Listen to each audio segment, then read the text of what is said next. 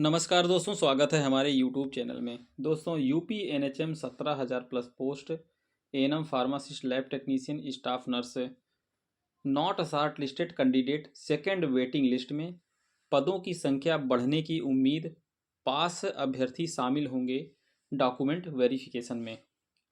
और doctor post के लिए आवेदन बहुत कम दोस्तों, 5 से 7% केवल आवेदन डॉक्टर के पोस्ट पर आए हुए हैं। सबसे पहले वीडियो को एक लाइक करिएगा दोस्तों, चैनल पर नए तो सब्सक्राइब जरूर कर लीजिएगा और वीडियो को ज़्यादा से ज़्यादा शेयर करिएगा। दोस्तों, इसमें मैं आप लोग को ये बता रहा हूँ, जो फ्रेश लिस्ट आई हुई है उसमें से बहुत सी सीटें, लगभग 60% सीटें लगभग खाली रहेंगी। जो सीटें आई हुई हैं, जिसमें से जो अभ्यर्थी शार्ट लिस्टेड हुए हैं, उसके बाद उसमें दो तीन कैटेगरी देखी गई थी: short listed, not short listed, waiting list, fail. तो फेल जो अभ्यर्थी हैं तो उनके लिए तो कुछ नहीं कहा जा सकता, लेकिन जो नॉट शार्ट लिस्टेड अभ्यर्थी हैं, जो पहली वेटिंग लिस्ट आई हुई है, और देखिए जो फ्रेश लिस्ट है दोस्तों, फ्रेश लिस्ट में 60% सीटें खाली हो रही हैं। फिर उसके बाद वेटिंग लिस्ट में भी 30 से 40% जो है सीटें खाली होंगी। तो सेकंड वेटिंग लिस्ट जो आएगी, सेकंड वेटिंग लिस्ट में जो नॉट शॉर्ट लिस्टेड अभ्यर्थी हैं, जैसे जिनका कुछ नंबरों से वेटिंग लिस्ट में रुक गया है, वो सेकंड वेटिंग लिस्ट जब जारी होगी, क्योंकि सरकार की तरफ से आदेश है कि सभी सीटें फुल करना है। एक नहीं, कम से कम 4-4, 5-5, 6-6 प्रोग्राम में अभ्यर्थी फॉर्म अप्लाई किए थे और सिलेक्ट हुए हैं।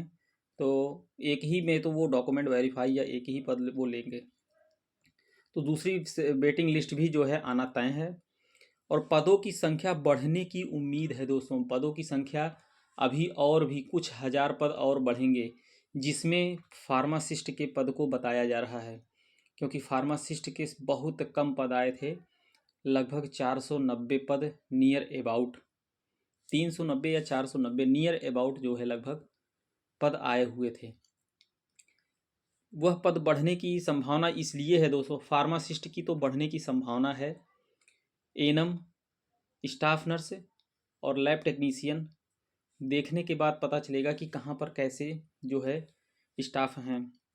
क्योंकि जो ये 17,000 डाटा आया है, यह डाटा लगभग जो है 4 से 5 साल पहले का डाटा था, कि देना था कि कहाँ पर कितनी सीटें खाली हुई थी। क्योंकि 2018 में दोस्तों मेरिट उस पर एएनएम की पोस्ट आई हुई थी। फिर उसके बाद फिर आप लोगों ने देखा होगा 21-22 में आई थी, लेकिन 21-22 वाले भी संविदा कर्मी काफ़ी लोग छोड़ चुके हैं।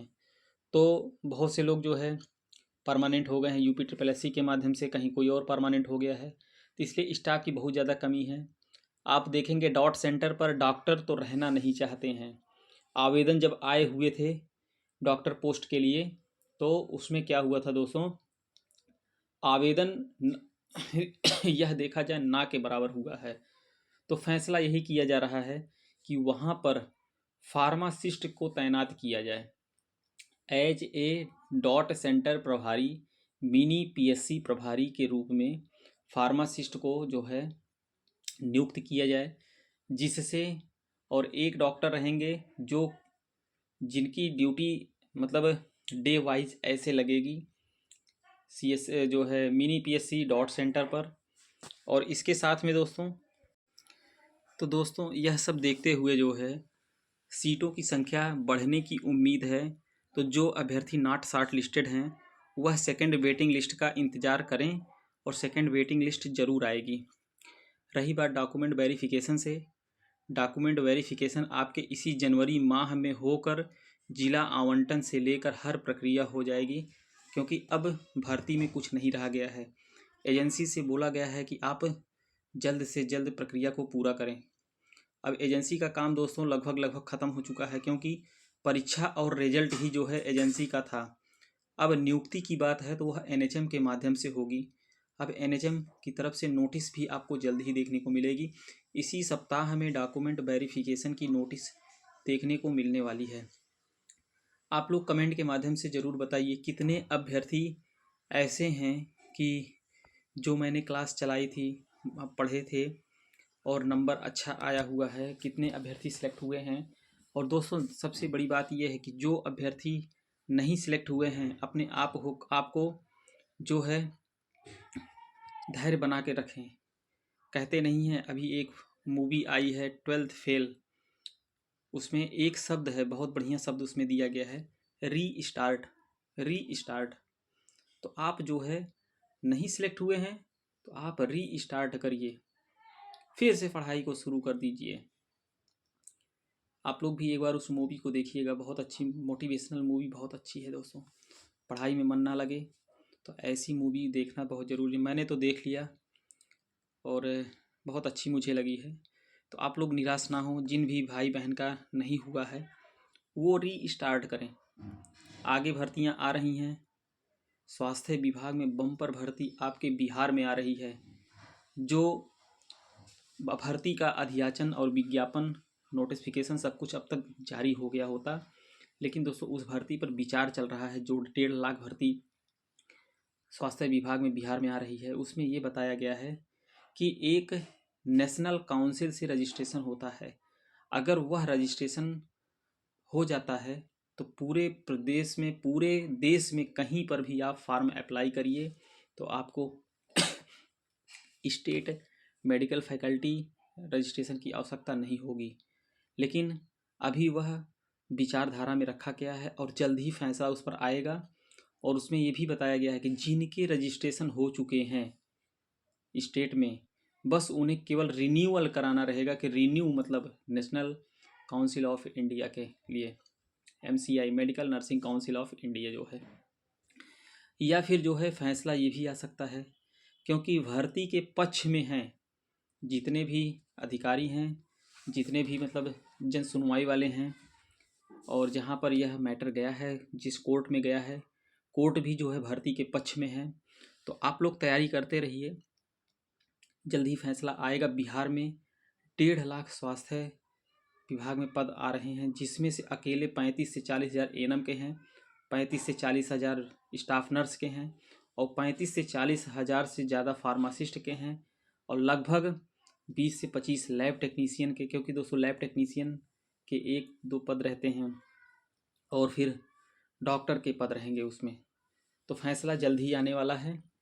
तो बिहार के लिए आप लोग एकदम तैयारी करिए। यही सब कुछ पूछा जाएगा जो मैंने आप लोग को पढ़ाया था। तो दोस्तों आप लोग निराश ना हो, अगले प्रयास में ज़रूर आप लोग का होगा। लेकिन जो नॉट शॉर्ट लिस्टेड कैंडिडेट हैं, सेकेंड वेटिंग लिस्ट का इंतज़ार ज़रूर करें। और जिन अभ्यर्थियों का हो गया है वह अभ्यर्थी काउंसलिंग जरूर कराएं, अपनी सीट को अलॉट कराएं किसी भी पोस्ट पर उन अभ्यर्थी का हुआ है। क्योंकि दोस्तों आगे जो है 2024 का चुनाव है, हो सकता है जो है संविदा कर्मी परमानेंट हो जाएं, हो सकता है दोस्तों, मैं बता रहा हूँ। क्योंकि जब चुनाव आते हैं तो बहुत बड़े बड़े वादे किए जाते हैं, अब तो गारंटी की बात आ गई है।